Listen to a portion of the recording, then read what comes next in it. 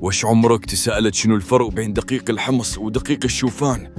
اليوم غادي نكشف ليك كل شي باش تختار الأفضل حسب احتياجاتك الغذائية.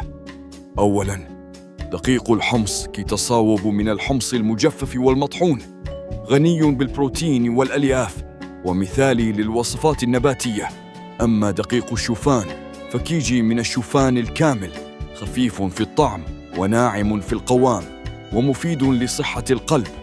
من ناحية التغذية، دقيق الحمص فيه بروتين أكثر ومناسب لبناء العضلات. دقيق الشوفان كيساعد على تنظيم السكر وكيشبع بالزاف في المطبخ. دقيق الحمص تستعمل في الباكور، الفلافل وحتى الفطائر النباتية. دقيق الشوفان تستعمل في المخبوزات الصحية، البان كيك وحتى الكوكيز الخفيف. دابا بعد ما عرفت الفرق، شنو غادي تختار؟ جاء الوقت باش تدخل هذا الدقيق لحياتك وتستافد من فوائده.